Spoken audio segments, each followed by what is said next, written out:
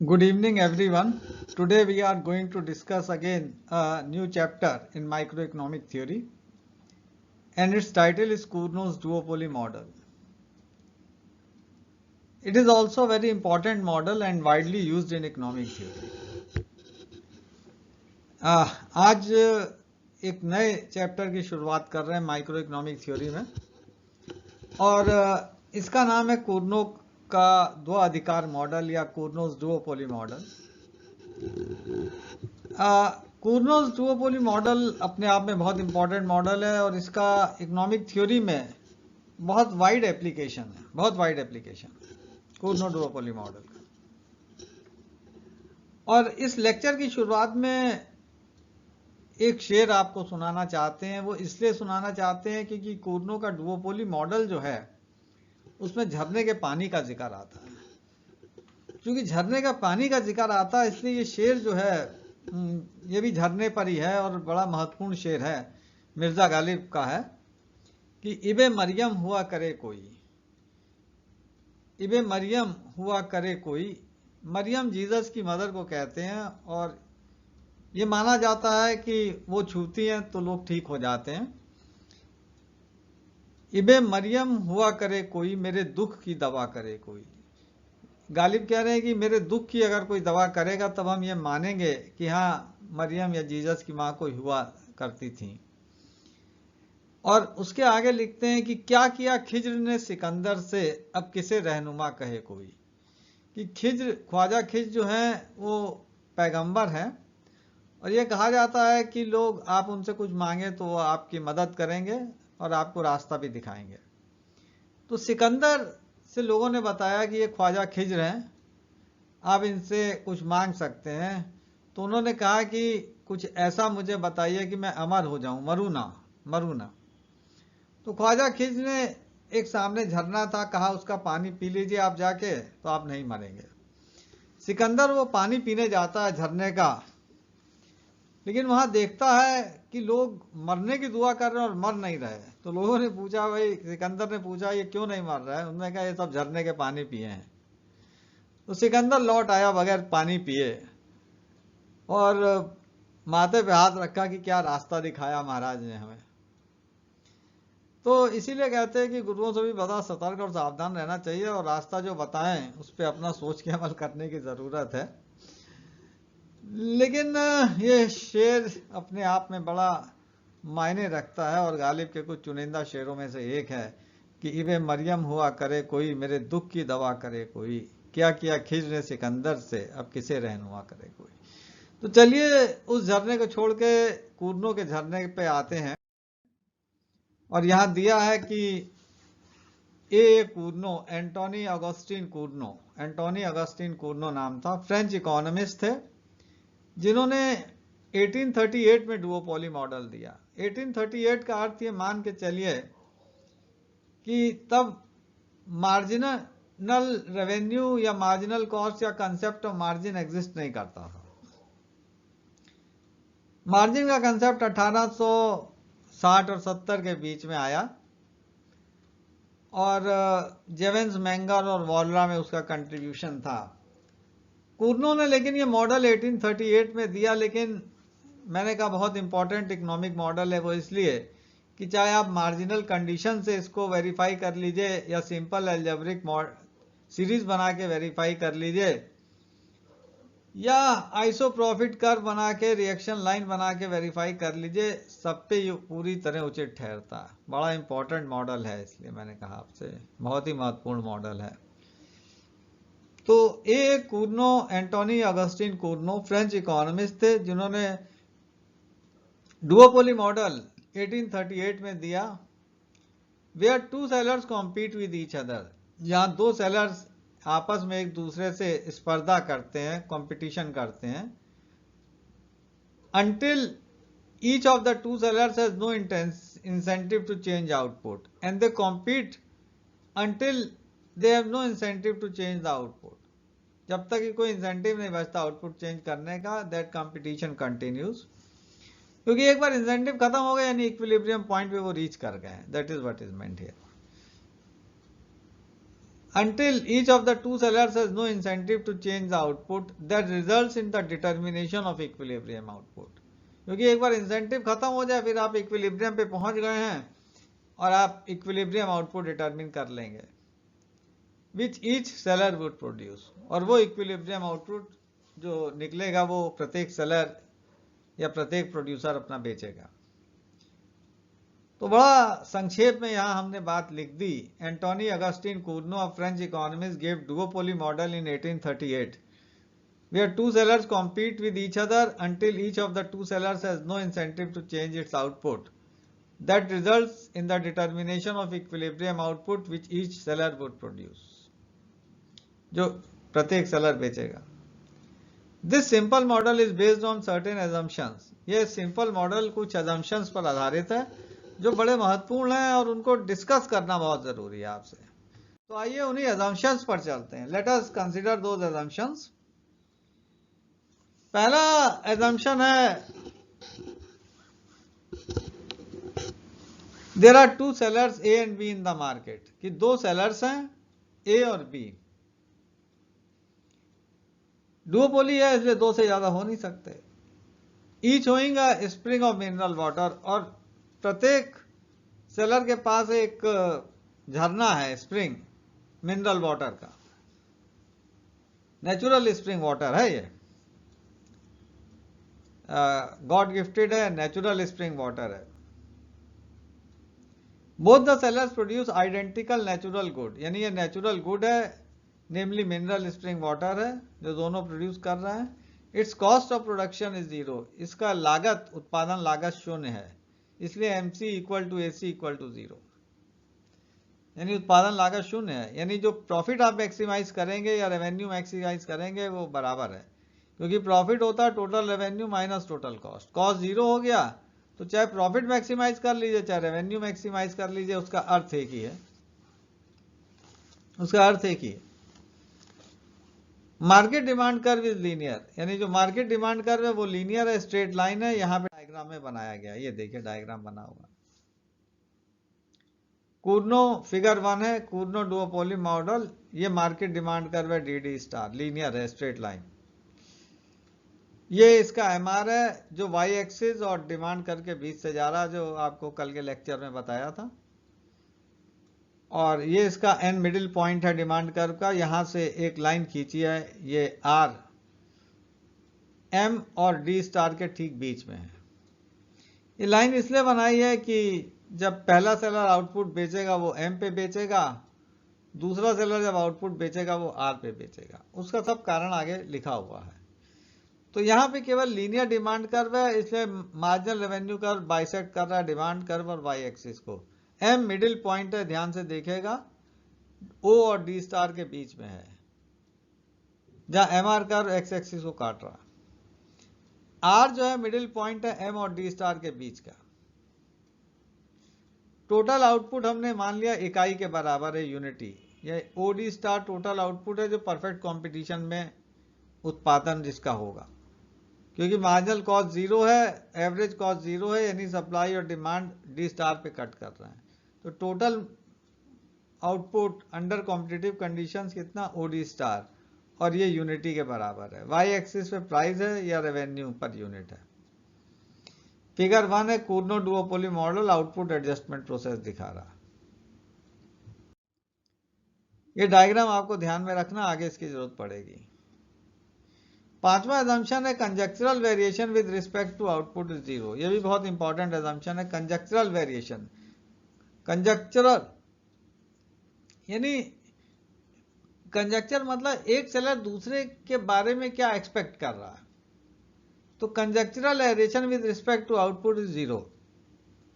यहां लिखा है नीचे, this implies that on each occasion when a particular seller changes output, यानी जब प्रत्येक सेलर अपना उत्पादन बदलता है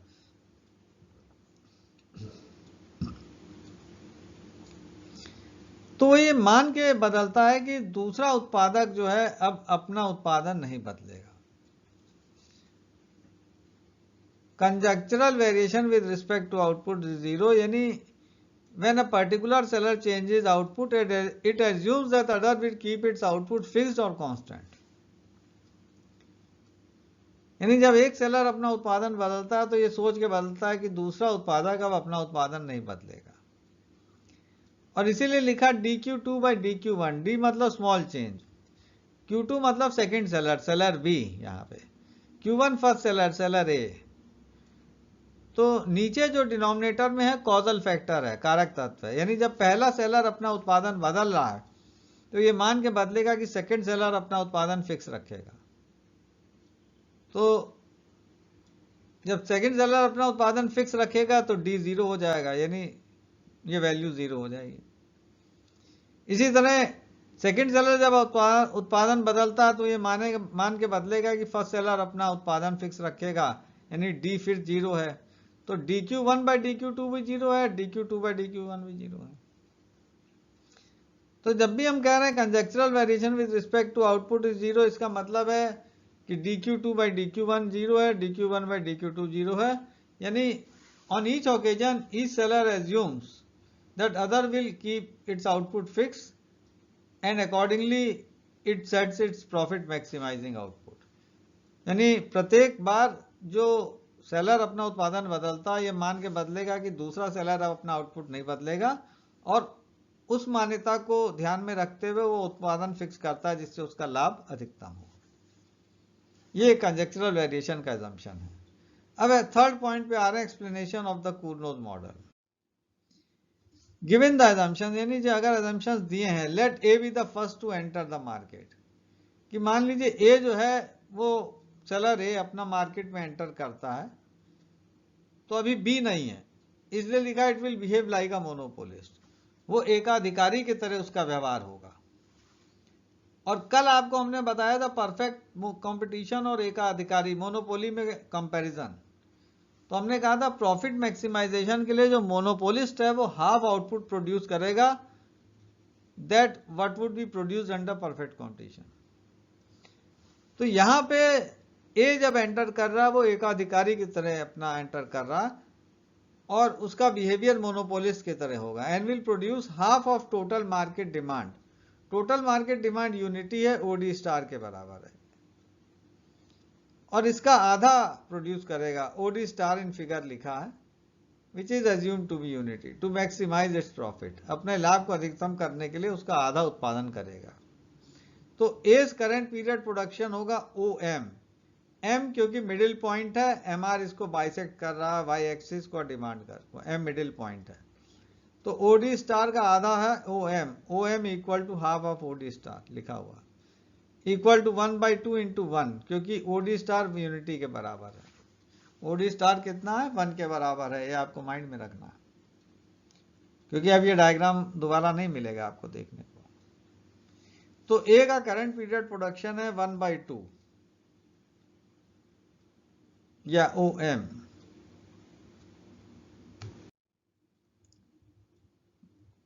अब यहां लिखा be in the next period enter market, अब बी एंटर करता है considering that A will keep its output constant, और वो मानता है कि ये अब अपना उत्पादन फिक्स रखेगा हाफ पे,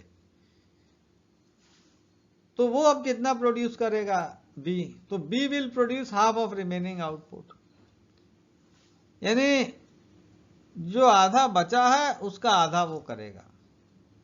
तो बी नेक्स्ट पीरियड प्रोडक्शन क्या होगा, डायग्राम पीछे बना है एम आर के बराबर, एम आर कितना, half of M D star. Total output 1 है और ए प्रोड्यूस कर रहा 1 - 1/2 हाफ, और उसका आधा बी प्रोड्यूस करेगा, हाफ ऑफ 1/2 1/4।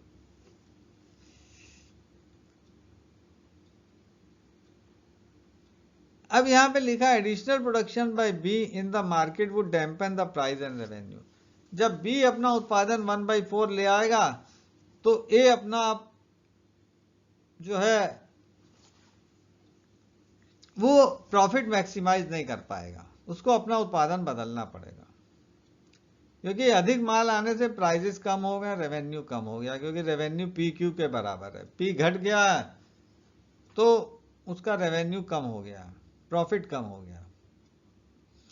तो हेंस सेलर ए प्रॉफिट और टोटल रेवेन्यू वुड फॉल, यहां लिखा वो गिरेगा। अब नेक्स्ट पीरियड में यहां लिखा हुआ hence A in next period would accordingly adjust production by curtailing output, अपना उत्पादन कम करेगा, and produce half of remaining output. तो बी 1/4 प्रोड्यूस कर रहा है और जो बाकी बचा है 1 - 1/4 उतना वो अब ए करेगा, and produce half of remaining output after deducting B share from total market demand which is unity, under the assumption that B will keep its output fixed or unchanged। अब यहां पे लिखा नेक्स्ट पीरियड एज प्रोडक्शन क्या होगा, half of 1 - 1/4, 1/4 B कर रहा है, बचा कितना 1 - 1/4, 1 total output, total market demand है, तो 3/8 हो गया।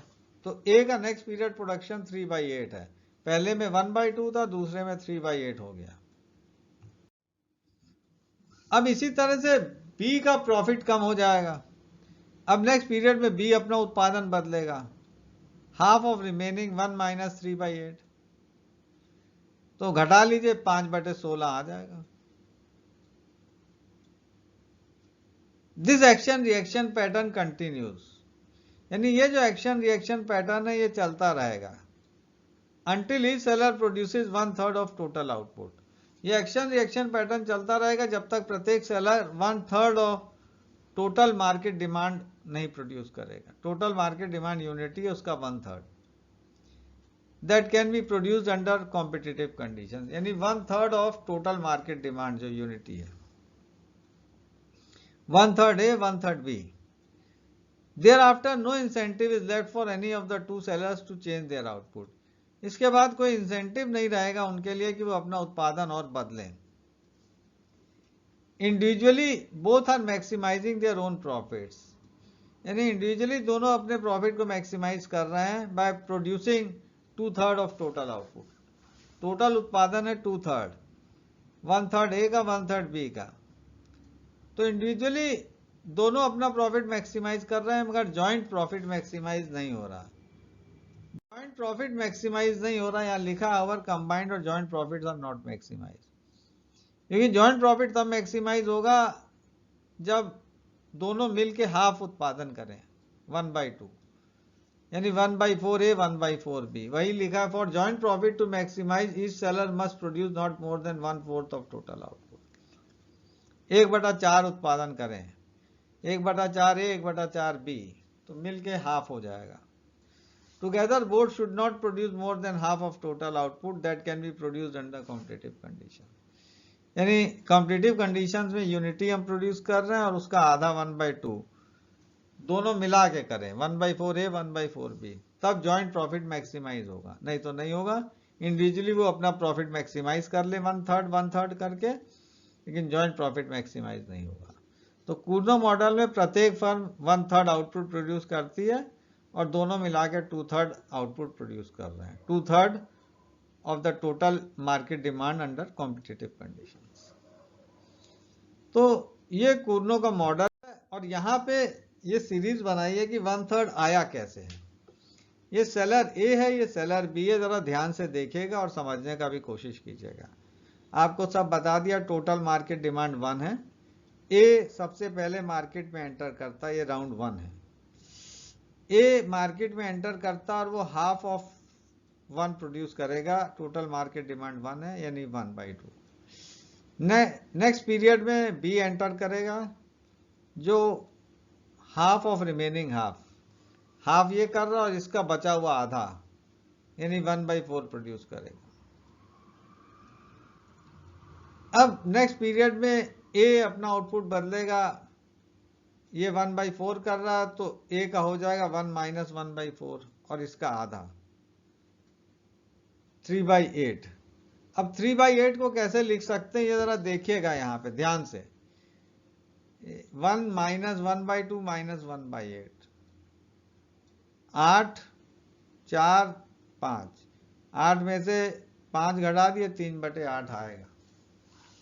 बगल में लिखने का तरीका भी बताया कि 3/8 आएगा कहां से, 1 माइनस 1/2 माइनस 1/8, ये सीरीज हम बना रहे हैं।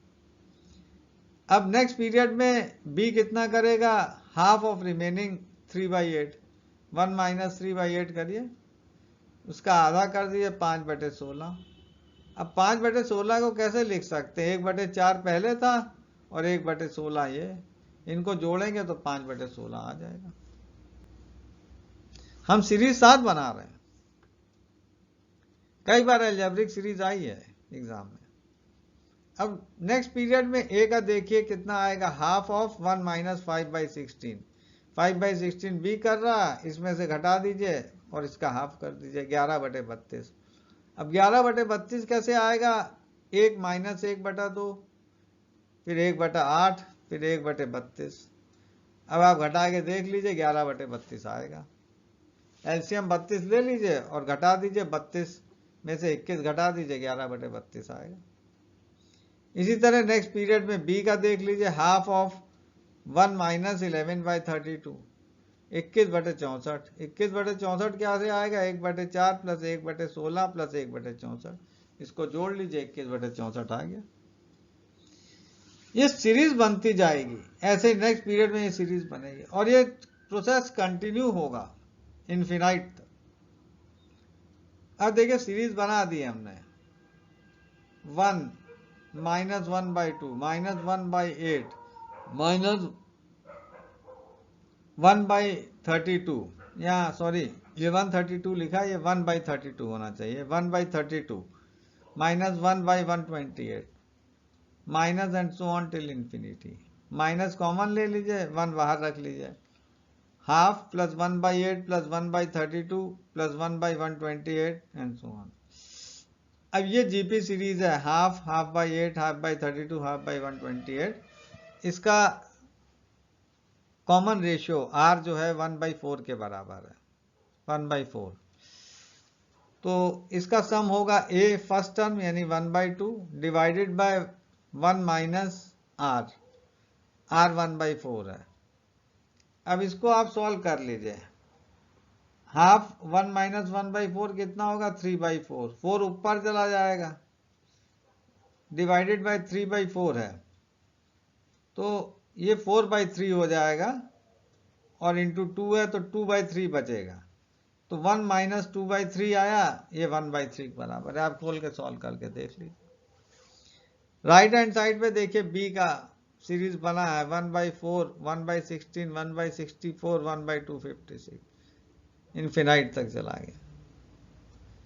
1/4 पहला टर्म है, ये जीपी सीरीज है, इसमें आर 1/4 के बराबर है, पहले भी यही था, लेकिन divided by A upon 1 minus R है, 1 माइनस आर 1/4 है, 3/4 आया और 4/3 हो गया, 4 कट गया, डायरेक्ट 1/3 आ जाएगा। तो सेलर ए और सेलर बी दोनों 1/3 इक्विलिब्रियम में प्रोड्यूस करेंगे। तो कूर्नो ने एक सिंपल अलजेब्रिक मॉडल से ये बता दिया कि इक्विलिब्रियम में जो उत्पादन है वो 1/3 होगा अगर दो सेलर्स आपस में कॉम्पीट कर रहे हैं और गुड नेचुरल गुड है, तो each seller will produce 1/3 of total output. उसने प्राइस डिटर्मिनेशन की बात नहीं कही, क्योंकि उसने बताया कि कॉस्ट ऑफ प्रोडक्शन 0 है, और अगर नेचुरल गुड है तो फर्म जो है वो आउटपुट पे कॉम्पीट करेगी, प्राइस पे नहीं, आउटपुट पे। बहुत बड़ी बात उसने बताई कि नेचुरल गुड है और फ्री है नेचर में, तो आउटपुट एडजस्टमेंट बहुत इंपॉर्टेंट है। आप देख लीजिए कॉमन प्रॉपर्टी रिसोर्स में आप क्या करते हैं, अगर आउटपुट को एडजस्ट नहीं करेंगे तो लोग सब मछली पकड़ के ले जाएंगे और पॉन्ड खाली हो जाएगा, उनका मछली का रिप्रोडक्शन नहीं होगा। तो कूर्नो ने 1838 में यह बात बता दी कि अगर common property resource natural good है कोई भी, भले ही फ्री हो, वहां पे आउटपुट पे कंस्ट्रेंट लगाना जरूरी है, आउटपुट पे कंस्ट्रेंट। तो 1/3 ऑफ टोटल आउटपुट फर्म्स यहां प्रोड्यूस करेंगी, सेलर ए या फर्स्ट सेलर और सेलर बी भी 1/3, टोटल 2/3 आउटपुट वो प्रोड्यूस करेंगे। और ये भी बता दिया कि अगर नेचुरल रिसोर्स है तो ओवर प्रोडक्शन की पॉसिबिलिटी है, ओवर प्रोडक्शन की पॉसिबिलिटी है। अब देख लीजिए जो खाड़ी प्रदेश हैं, ओपेक कंट्रीज हैं, ऑयल एक तरह का नेचुरल गुड है और कई बार ओवर प्रोडक्शन वो लोग करते हैं,